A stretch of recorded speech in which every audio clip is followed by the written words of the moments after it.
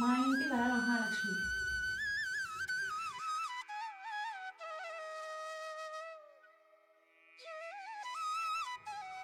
So ఈరోజు వీడియోలో మేము మా ఇంట్లో జరుపుకున్న వరలక్ష్మి వ్రతాన్ని చూసేయండి. హాయ్ అండి, నేను మీ Shivani. Welcome back to our channel. ఇట్లు శివాని. ఈ వీడియోలో సింగపూర్ లో మేము వరలక్ష్మి అమ్మవారి వ్రతాన్ని ఎలా జరుపుకున్నామో చూసేద్దాం.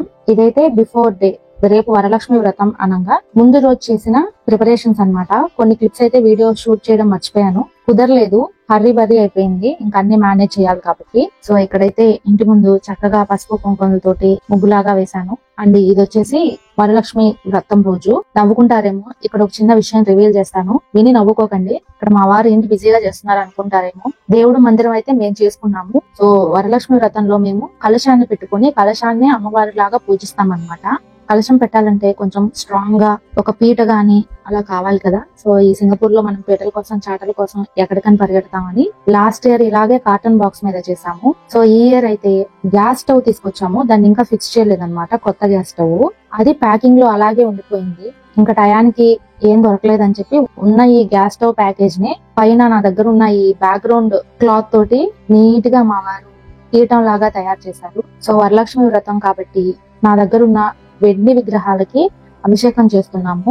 నేను నా ప్రతి వీడియోలో చెప్తూనే ఉంటాను, మనం చేసే పూజల్లో పిల్లల్ని కూడా కలుపుకొని చేపిస్తే వాళ్ళకి కూడా మన ట్రెడిషన్స్, పూజలు ఇవన్నీ అలవాటు అవుతాయి అన్నమాట. అలాగని బలవంతంగా చేయించకండి.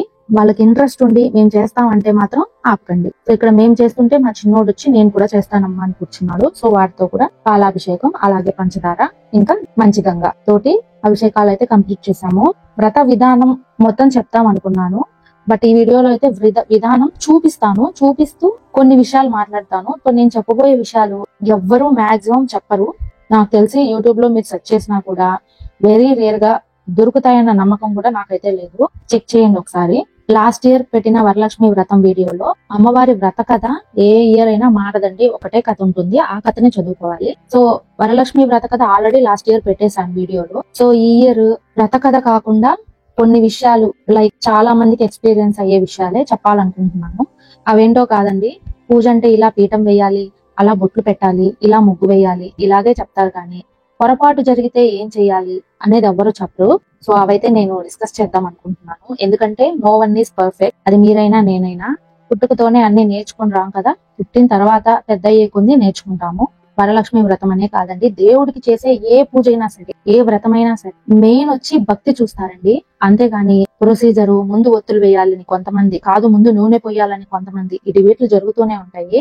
బట్ ఇక్కడ మెయిన్ విషయం ఏంటంటే పూజ అనేది భక్తికి సంబంధించింది. అంటే మనం ఎంత మనస్ఫూర్తిగా చేస్తున్నాం అనేదే ఇక్కడ కౌంట్. అంతేకాని ఎన్ని పూలు పెట్టాము, ఎన్ని వెండి సామాన్లు పెట్టాము, ఎంత భారీగా డెకరేషన్లు చేశాము, ఎంత ఘనంగా వాయనాలు ఇచ్చాము అనేది మ్యాటర్ కాదు.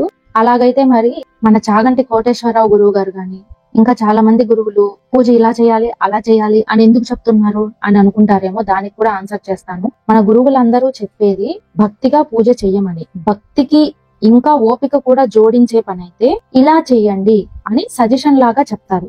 అంతేకాని ఇలాగే చెయ్యాలి అని ఏం లేదు. పూజ అంటే ఓన్లీ దేవుడి విగ్రహాలకు మనం చేసే ప్రొసీజర్ కు సంబంధించింది కాదండి, మనసుకు సంబంధించింది. మనసు ఎంత ప్రశాంతంగా ఉంది, మనసు ఎంత దేవుడి మీద లగ్నమై ఉంది, ఇది క్యాలిక్యులేట్ చేయాలి. అంతేగాని మనం ఎన్ని ప్రసాదాలు పెడుతున్నాము, ఎంత బంగారం కొన్నాము అనేది కాదు ఇక్కడ కౌంట్. ఇంకో విషయం ఏంటంటే పూజలో పొరపాట్లు జరుగుతూ ఉంటాయి. ఇట్స్ వెరీ కామన్, అది ఎవరికైనా మామూలే. బట్ ఇలా జరిగినవి ఎవరు చెప్పరు, బికాజ్ ఎవరేమనుకుంటారో అనేసి. కానీ నేను ఆ టాపిక్ కూడా చెప్పాలి అనుకుంటున్నాను. నేను కూడా ఈ విషయాన్ని రియలైజ్ అవ్వడానికి టైం పట్టింది. ఈవెన్ మొన్నటి వరకు కూడా నేను ఇలాగే ఆలోచించేదాన్ని. పొరపాటున మొదటి చేయాల్సిన పని రెండోసారి చేయాల్సిన పని మొదటిసారి చేసేసినప్పుడు ఆ రోజంతా అయ్యో ఇలా చేశాను, దేవుడు ఏమన్నా అనుకుంటాడేమో, ఇలాగే బాధపడుతుండేదాన్ని. బట్ ఈ రోజుతో నాకు ఆ ఫీలింగ్ చాలా తగ్గిందండి. అంతెందుకు, ఈ పూజలోనే చూడండి, కలశం పెట్టాను, కలశంలో వేయవలసినవన్నీ వేశాను. బాగా చేయాలి అన్న ఆత్రంలో పొరపాటున తోరణాలు కలశంలో పెట్టబోయి మర్చిపోయేసి ముందు టెంకాయని పెట్టేసి అమ్మవారికి బొట్టు కూడా దిద్దాను. తర్వాత గుర్తొచ్చింది, అయ్యో ఇదేంటి, మనం మామిడాకులు కానీ లేదంటే తమలపాకులు కానీ పెట్టాలి కదా అని చెప్పి అప్పుడు మళ్ళీ తీసి ఈ మామిడాకులు పెట్టాను. మీరు నమ్మరు, నిజంగా చాలా సేపు అదే ఫీల్ అవుతున్నాను. అయ్యో పెట్టి మళ్ళీ తీసానే అని. ఆ ఒక్క పని వల్ల నెక్స్ట్ చేసిన అన్ని పనులు డిస్టర్బ్ అయ్యాయి. ఆల్మోస్ట్ ఈవినింగ్ వరకు నా థింకింగ్ అంతా అక్కడే ఉంది. అమ్మవారికి బాగా చేయాలనుకున్నాను, ఇదేంటి ఇలా పొరపాటు చేశాను, అయ్యయ్యో ఏమవుతుందో ఏంటో అని భయపడుతూనే ఉన్నాను.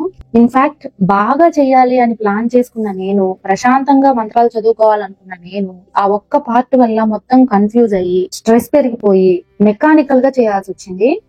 దెన్ ఐ రియలైజ్, ఈ వీడియో అంతా మళ్ళీ తిప్పి చూసుకున్నాక నాకు అర్థమైంది అసలు ఎందుకు ఇంత బాధపడుతున్నాను. నేనేమన్నా ఒక మనిషిని బాధ పెట్టానా, ఒక మనిషిని తెలిసి హింసించానా? ఇవేం లేదు కదా. ఇలాంటివి చేస్తే కదా ఫీల్ అవ్వాలి. అమ్మవారు ఖచ్చితంగా ఈ చిన్న పొరపాటుని క్షమిస్తారు. మనుషులంటే శాడిస్ట్ లాగా లేనిపోని వాటికి పక్కనున్న వాళ్ళని విసిగిస్తారు గాని, అమ్మవారు అనే చల్లని తల్లి పిల్లలందరినీ సమానంగా చూస్తుంది కదా. ఇంత చిన్న పొరపాటుకి అమ్మవారి దగ్గర చంపలేసుకుని క్షమాపణ చెప్పుకుంటే సరిపోతుంది కదా అని తర్వాత రియలైజ్ అయ్యాను. ఇంకంతే, ఈవినింగ్ వరకు అంత స్ట్రగుల్ అయిన నేను ఈవినింగ్ అలా ఫ్రెష్ గా స్నానం చేసి ఈ మాటలు అనుకుంటూ చాలా ఆలోచించుకున్నాను. నిజంగా మనలో చాలా మంది చేతికి ఉప్పు తీసుకుంటేనో, చేత్తో పాలిస్తేనో, చీపురు వేరే వాళ్ళకి తగిలితేనో చాలా మదన పడిపోతుంటాము. కానీ ప్రతి మనిషిలో దేవుడు ఉంటాడని, మనలాంటి ఒక మనిషిని తెలిసి బాధ పెట్టకూడదని, అలా పెడితే కర్మ తిరిగి వచ్చి మళ్ళీ మిమ్మల్ని కొడుతుందని భయపడము, బాధపడము. నిజానికి అలా చేస్తే కదా బాధపడాలి, అలా చేస్తే కదా ఆ తప్పుని సరిదిద్దుకోవాలి. అవన్నీ వదిలేసి వీటికి ఎందుకు ఫీల్ అవుతున్నాము అని నాకు ఆ థింకింగ్ వచ్చింది. దెన్ 2 days బ్యాక్ నా ఫ్రెండ్ నాతో డిస్కస్ చేసిన ఒక మంచి విషయం కూడా గుర్తొచ్చిందండి. తను ఏమందంటే, ఈ వరలక్ష్మి వ్రతం గురించి మాటలు వచ్చి, శివాని మనం చదివే మంత్రాలకి మీనింగ్ మనం కూడా తెలుసుకోవాలి, ఊరికే ఏదో చదువుతున్నామని కాదు అనింది. నిజంగా ఈ డౌట్ నాకు ఒక 4-5 నెలల కిందటే రావాల్సింది. ఎందుకంటే మా అబ్బాయి ఎప్పుడన్నా నేను మంత్రాలు చెప్పినప్పుడు, టీవీలో వచ్చినప్పుడు దానికి అర్థం ఏంటి, దీనికి అర్థం ఏంటి అని నన్ను అడుగుతూ ఉంటాడు. నేను జస్ట్ నాకు తెలిసింది చెప్పేదాన్ని, లేదంటే స్కిప్ చేసేదాన్ని. బట్ తను ఆ డిస్కషన్ పెట్టినప్పుడు నాకు అర్థమైంది, అరే ఇన్నాళ్ళు నాకే తెలీదు, ఆ బేబీ నన్ను అడిగితే తెలుసుకొని చెప్పాల్సింది పోయి స్కిప్ చేసేసాను. నిజమే కదా, నేను లలితా సహస్రనామాలు రోజు చదవని, కానీ ఇలాంటి పర్వదినాలలో ఖచ్చితంగా చదువుతాను అనమాట. బట్ అమ్మవారి లలితా సహస్రనామాల్లో ఎన్ని పదాలకు నాకు అర్థం తెలుసు అని వెనక్కి తిరిగి చూస్తుంటే అప్పుడు నాకు రియలైజేషన్ వచ్చింది, ఇది కదా మనం తెలుసుకోవాలి, ఏదో పూజ చేస్తున్నాం, హారతిస్తున్నాం అన్నట్టు కాదు కదా అని నేను అప్పుడు రియలైజ్ అయ్యాను. సో చాలా మంది పూజలో పొరపాట్లు జరిగినప్పుడు మేబీ ఇలాగే ఫీల్ అవుతూ ఉండొచ్చు, వాళ్ళకి హెల్ప్ అవుతుందని నేను ఈ విషయం షేర్ చేశానండి. నిజంగా చెప్తున్నాను, దేవుడు కోరుకునేది ఆర్భాటంగా చేసే పూజలు కాదు, గొప్పలు చెప్పుకునే మనస్తత్వం కాదు. పక్కనున్న మనిషిని, కష్టంలో ఉన్న మనిషిని ఆదుకోవడం, ఆకలి అనే వాళ్ళకి అన్నం పెట్టడం, ఏ సహాయం చేయకపోయినా పక్కనున్న వాళ్ళని ఇబ్బంది పెట్టకుండా ఉండడం, ఇలాంటి మనుషులకి ఎప్పుడు దేవుడు తోడుగా ఉంటాడు. పండగలు వస్తే యూట్యూబ్ ఓపెన్ చేయాలంటేనే భయం వేస్తుంది. ఈ సెలబ్రిటీస్ దారుణంగా అసలు ఎన్ని లక్షలు ఖర్చు అవుతున్నాయో తెలియదు, కానీ పూజలంటే భయం వేసేలాగా చేస్తున్నారు. ప్లస్ అవి వీడియోలు తీసి పెడుతున్నారు. వాటి వల్ల మనకేంటి నష్టం అంటే, మనకేం ఉండదండి. కొంతమంది ఇవన్నీ చూసి నిజంగా ఇలా చేయాలి అని భయపడి వాళ్ళ ఇంట్లో ఉన్న మగవాళ్ళని ఇబ్బంది పెట్టి మరి అప్పులు తెచ్చి మరీ చేస్తున్నారు. దానివల్ల వాళ్ళు చాలా నష్టపోతున్నారు. నా మనస్తత్వం చెప్తున్నాను. నా మనస్తత్వం ఎలా ఉంటుందంటే, ఆల్రెడీ కడుపు నిండా తిన్న వాళ్ళకి ఎందుకు పెట్టాలి భోజనం? అదే అసలు ఆకలి అయ్యి ఒక మెతుకు దొరకని వాళ్ళు చాలా మంది ఉంటారు కదా, వాళ్ళకి కదా మనం అన్నం పెట్టాలనిపిస్తుంది. ఇది రైటో రాంగో నాకైతే తెలియదు, బట్ ఇది నా మనసులో ఎప్పుడూ ఉంటుంది. ఈవెన్ మా ఫ్యామిలీస్ లోనే చాలా మంది నన్ను వ్యతిరేకిస్తారు. పండగలు వస్తే ప్రత్యేకమైన వంట ఏమీ చెయ్యనండి, ఎందుకంటే మా వారు ఒక్క రకం వండినా 100 రకాలు వండినా తన క్వాంటిటీ ప్రకారమే తింటారు. నేనేదో పూజల పురుగుని అనుకోకండి, నా కాన్సెప్ట్ అంతా ఒకటే. మనస్ఫూర్తిగా ఏ డిస్టర్బెన్స్ లేకుండా ఉంటేనే నేను పూజ చేస్తాను, లేదంటే స్కిప్ చేస్తాను. మెకానికల్ గా అయితే వెలిగించడం, దీపారాధన చేయడం నాకు ఇష్టం ఉండదు. ఏ పని చేసినా ఫుల్ ఫ్లెడ్జెడ్ గా చేయాలి. అండ్ సెకండ్ థింగ్ వచ్చేసి, ఎవరిని తెలిసి బాధ పెట్టకూడదు.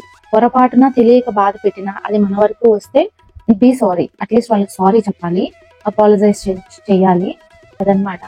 సో ఇవన్నీ కంప్లీట్లీ నా మైండ్ సెట్. ఆల్రెడీ ఇలాంటి విషయాల్లో స్ట్రగుల్ అయ్యే వాళ్ళు ఎవరైనా ఉంటే ఈ వీడియో వాళ్ళకి హెల్ప్ అవ్వాలని చేశాను. సో అమ్మవారి పూజనైతే ఇలా దిగ్విజయంగా పూర్తి చేశాము. ఇంకా సాయంత్రం పూట యాజ్ యూజువల్ గా దీపారాధన చేసి, ఆ రోజు ఎందుకో మా అత్తయ్య గారు వడపప్పు పానకం కూడా పెట్టమ్మాయి అన్నారు. మార్నింగ్ మిస్ అయింది. సో ఈవినింగ్ అమ్మవారికి సమర్పించి చక్కగా ఇలా సాయంత్రం అమ్మవారి లలితా సహస్రనామం చదువుకున్నాను. చాలా పీస్ఫుల్ గా అనిపించింది. చాలా మందికి ఇలా కలుషం పెట్టాక నెక్స్ట్ ఏం చేయాలి అని ఉంటుంది. మనకి ఇంట్లో వీలుంటుంది అనుకుంటే 1 to 3 days మనం ఈ కలశాన్ని ఇలా కంటిన్యూ చేసుకుంటూ పువ్వులు అవి మార్చుకుంటూ చక్కగా 2 పూట్ల దీపారాధన చేయాలండి. అలాగే బ్రహ్మచర్యం పాటించాలి. మెయిన్ గా ఇవి చేయాలన్నమాట.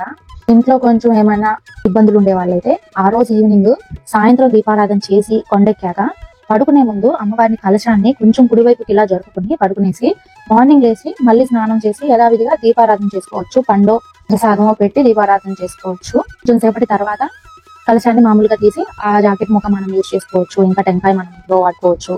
సో ఇలా అమ్మవారి దయతో అమ్మవారి ఆశీర్వాదంతో మా ఇంటి వరలక్ష్మి వ్రతాన్ని దిగ్విజయంగా పూర్తి చేశాము. ఇదండి 2025 వరలక్ష్మి వ్రతం వీడియో. మరో మంచి వీడియోతో మళ్ళీ కలుద్దాం. నేను మీ Shivani. Thank you for watching.